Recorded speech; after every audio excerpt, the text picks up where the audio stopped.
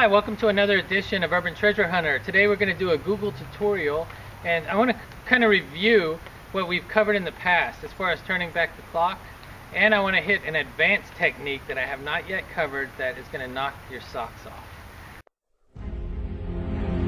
Follow TJ as he investigates and locates artifacts in a city that has a history dating back to the early 1800s.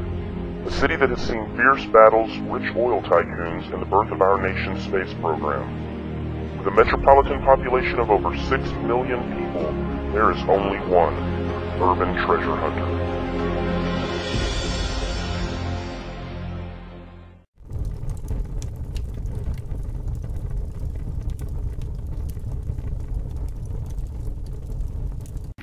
I recently received a comment from E. Rusty Patina on my YouTube comments page.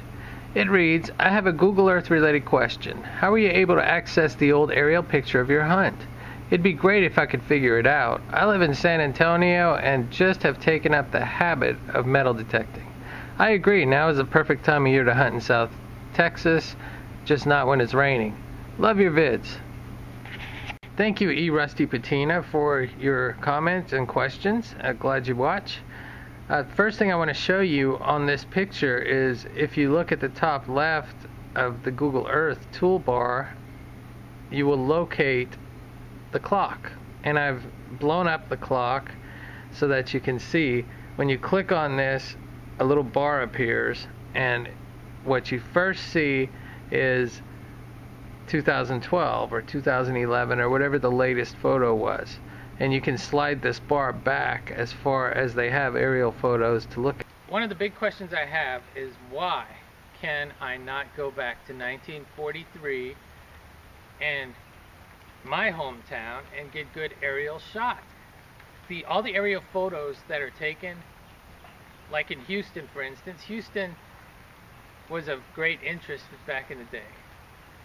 The railroad went through it, oil was there, so you had a lot of people interested in Houston. Also, we have a famous person, Howard Hughes, who was from Houston. So there's a lot of interest in Houston in the 40s, and basically what happened is people flew airplanes over Houston and took aerial photos in the 40s, good aerial photos, luckily. And when you fly over and take those aerial photos, what happens is Google Earth makes a compilation between aerial photos from planes and satellite photos, and they can take Houston, and you can go back as far as 1943 and look at good aerial photos of the land. Now in your hometown, say you live in Mayberry, if you live in Mayberry with Barney and Andy, well, back then in the 40s, Mayberry was not popular. Nobody knew what Mayberry was. It was just a little tiny town out in the sticks. Well, maybe no airplanes flew over it and took close aerial views in the 40s. So if you want an aerial photo from the 40s, the only one you're going to get from back then is a very far away shot. You're going to see maybe a little clear area where your town is and a bunch of trees around it, and you have to go miles and miles high to see it. Well, like any JPEG or GIF or any image file, as you zoom in, you lose resolution. So one method is to find a field, say by your house, and then start turning back the clock.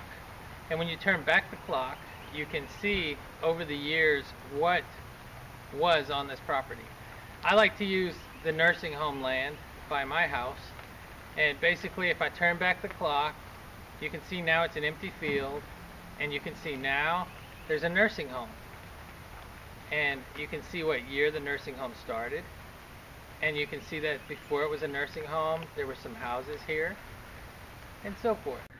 Another thing I like to do is kind of a reverse thing. Instead of looking at a field that I can see now and then going back to see what it was, I like to go to 1943 or 44 on Google Earth and scan Houston area and try to find an area that's not just trees, like something like a structure or an interesting circle or something that just looks really interesting to me, and then I like to focus on that and then go to present day and see what's there. The bad thing about that is that they have built so much in Houston that a lot of times if you find something like this beautiful circle here, that the Lord knows what it was, the problem is that now there's houses all up on it, and there's no way. I'd have to knock on 10 different doors probably to even get permission to even see what it is. So now I want to show you how to do the drive-by. A drive-by is a really cool thing. I love to do it. It really helps. I'll look in Google Earth and I'll see a beautiful field. It looks like it has great history whenever I turn back the clock. Everything looks great, but whenever I zoom in and I look at it, it looks just like a nice field to go and hunt. When I drive there, there's a big fence around it that says keep out, no trespassing. There's no way to get in, and I just wasted all my gas driving there. So what I do is I do a Google Earth drive-by. I zoom down to the street in front of it, and when you zoom so far, all of a sudden you're in the street, just like a car. You're in a car. You can look to the left and you see real images that were taken, because Google Earth will drive through and film all the areas around the street. So they'll film both sides of the street, probably at the same time, but only for major roads. So this has been my Google Earth tutorial for using the clock and the drive-by, which is, I consider, a more advanced approach to Google Earth. So thanks for watching, and if you have any more videos that you would like for me to shoot, feel free to email me or make a comment and I'll be happy to do that. And if you have any questions, email me all you want and I'll be happy to answer those for you. Thanks for watching The Urban Treasure Hunter. Can I say something?